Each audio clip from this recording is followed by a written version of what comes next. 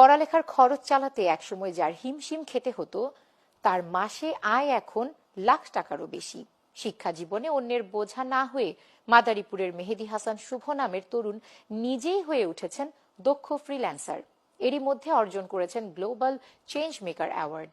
মাদারীপুর প্রতিনিধি M A কাইয়ুমের তথ্য ও ছবিতে ডেস্ক রিপোর্ট।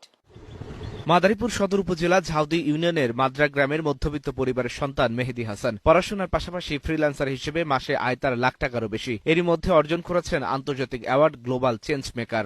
অনেক কষ্ট করে ম্যাচ ভাষা নিয়ে পরিশ্রম করে তারপর আজকে এত দূর আসছে। ও প্রচুর কষ্ট করেছে, যার ফলে ও আজকে এখানে আসতে পেরেছে। ওর ছিল অদম্য চেষ্টা। সরকারের লার্নিং অ্যান্ড আর্নিং প্রকল্পের প্রশিক্ষক হিসেবেও মেহেদী মেলে ধরেছেন দক্ষতার পরিচয়। আমি বাংলাদেশের অনেক স্টুডেন্টকে এই পর্যন্ত অ্যাভারেজে প্রায় 4000 স্টুডেন্টকে ফ্রিতে ফ্রিল্যান্সিং বিষয়ে প্রশিক্ষণ দিয়েছি। এই অ্যাওয়ার্ড পাওয়ার পর মনে হচ্ছে যে না, তাদের জন্য আরো ভালো কিছু করতে হবে এবং গভর্নমেন্ট প্রজেক্ট থেকেও ট্রেনিং প্রোভাইড করা হচ্ছে। আমাদের একটা প্রতিষ্ঠান আছে ফিউচার আইটি, ওইটার তত্ত্বাবধানে আমরা কন্টিনিউ প্রশিক্ষণ দিয়ে থাকি। ছেলের এমন সাফল্যে গর্বিত তার মা।